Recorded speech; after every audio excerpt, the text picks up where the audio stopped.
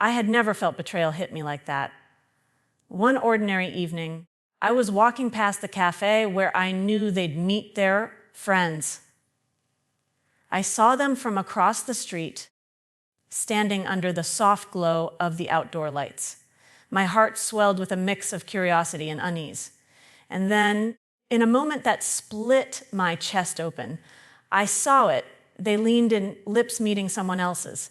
It was a fleeting kiss, but it felt like 1,000 knives piercing through every memory we had built together. I froze. My hands trembled. The world around me blurred. I wanted to scream, to run, to disappear, but I just stood there, unable to move. My mind raced, searching for any explanation that could make sense of what I had just witnessed. Every laugh, every whispered, "I love you," every late night call now felt tainted. How could someone I trusted so completely betray me in a single heartbeat? The cafe lights reflected off the wet pavement, mirroring the shock and disbelief in my eyes. I wanted to believe it wasn't real, that I had imagined it, that maybe it was some strange coincidence. But deep down, my gut told me the truth, even before my heart could accept it. I watched them for a few more seconds, too terrified to step closer.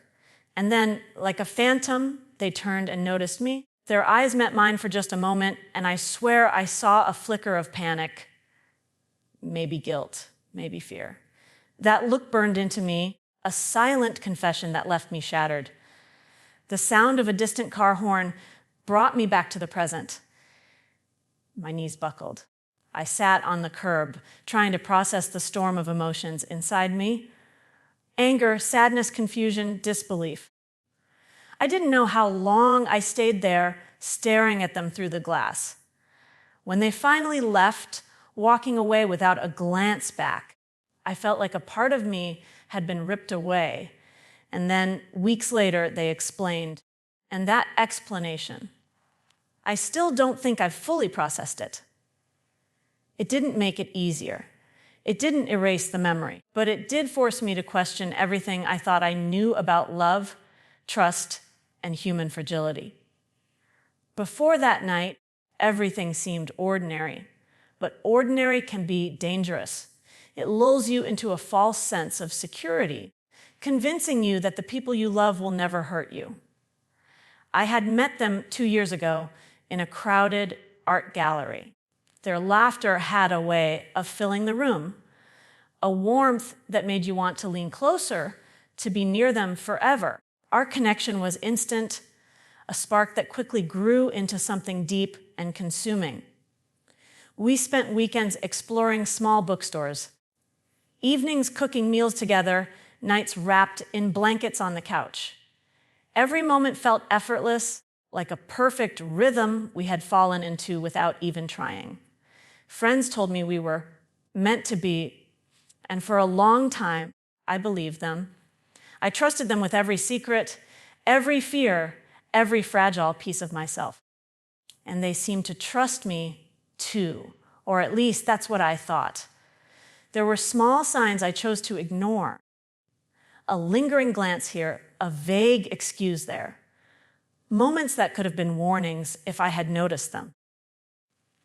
But love is blind in ways you can't explain. It convinces you that everything is fine, that the foundation beneath you is solid, until it isn't. I remember the week before the cafe incident vividly. We had spent the night talking about our future, planning trips we wanted to take together.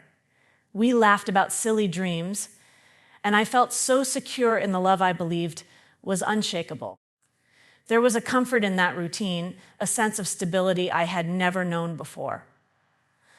I never imagined that in one careless moment, all of it could shatter. I never thought that someone I trusted could look me in the eyes and then kiss someone else without a second thought. The world I had built with them felt fragile, like it could collapse with a whisper. And yet, even as I write these memories, I remember how soft their touch was, how their smile could light up a room, how their voice could calm every fear. The love I felt was real. That made the betrayal even more incomprehensible. I started noticing subtle changes in them over the following weeks. Phone calls that ended abruptly when I entered the room, unexplained absences, a quiet tension that hung over our once effortless conversations. My mind spun with doubt, but I told myself I was imagining things. I wanted to believe in us more than I wanted to confront the possibility of betrayal. Still, something didn't feel right. I began to check my messages for small clues, glimpses of what might be hidden. My heart would race when I saw a notification pop up, hoping it was innocent, but fearing it wasn't. I became hyper aware of their tone, their laughter, the way they avoided eye contact at times. Every detail felt magnified, every gesture suspicious. I remember one evening, sitting alone at our kitchen table, staring at my untouched coffee, heart pounding. They were in the next room, humming softly while folding laundry. The hum that used to feel comforting now felt like a cruel reminder that something was off. My stomach churned with anxiety, my chest tight with unspoken questions. Despite my fears, I clung to hope. I convinced myself that whatever I had noticed was nothing, that love was resilient, that they wouldn't risk everything for a fleeting moment. But deep down, a small voice whispered that I should prepare for disappointment, that the cracks I saw might lead to something I wasn't ready to face. And that night, everything came rushing at me all at once. That kiss, that impossible, undeniable moment that changed everything. All my doubts, all my anxiety, all my careful observations culminated in a single heartbeat of truth. When I confronted them, my voice shook. My hands were clammy. My throat tight. I asked, barely a whisper, "How could you?" The words felt weak compared to the storm of emotion inside me. Their eyes, wide and filled with a strange mixture of guilt and fear, met mine. I wanted them to lie, to say it was a mistake, to offer some explanation that would make it bearable. And they did. But not the explanation I expected. They said it wasn't about love or desire or attraction.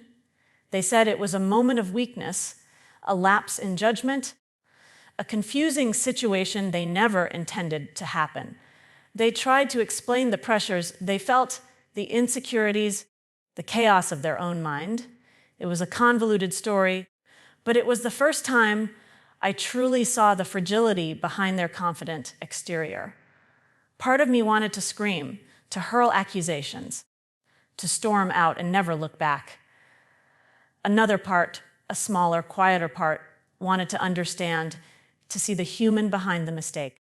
I could see their hands trembling, their eyes glistening with tears. They were terrified of losing me, terrified of the consequences, terrified of facing themselves. It didn't excuse what they did. Not even close. But it made me pause. Because for the first time, I realized that love is messy, human, complicated. Even the people we trust most are capable of mistakes that can wound us profoundly. That realization was painful, but it was also the beginning of a fragile understanding. I realized then that my anger, my betrayal, my heartbreak, they were all valid. But I also realized that holding on to rage would only imprison me in the pain. The truth is messy. People make mistakes, even the ones we love most. They falter, they stumble, they hurt us in ways that are unforgettable. And yet, they are still capable of remorse, of apology, of seeking to make amends. I looked at them, not as my perfect partner, but as a flawed human being. And in that moment, I understood that love is not just about idealized perfection. It's about weathering the storms, confronting the pain, and deciding if the bond is worth salvaging. We didn't have all the answers that night. We didn't fix everything with a single conversation. But we started a dialogue, one that required honesty, vulnerability, and courage. And for the first time, I felt a glimmer of hope, not that things would return to exactly how they were, but that something new, something real, could emerge from the wreckage. It was terrifying, it was exhausting, it was heartbreaking, but it was also profoundly human. Weeks turned into months, and the raw edges of that betrayal softened, not forgotten, never forgotten, but softened.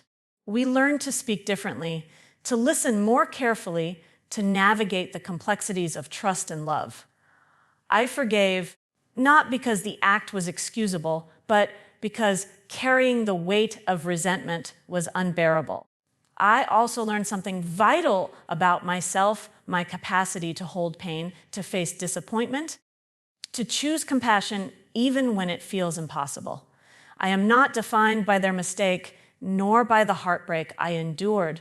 I am defined by the choices I make in response to it, by how I allow it to shape me or not. And as I look back now, I understand that the kiss was not just an ending. It was a beginning of deeper awareness, of emotional growth, of real, unvarnished love. Not the flawless love I once imagined, but a love that can withstand storms, confront imperfections, and emerge wiser, if not unscathed.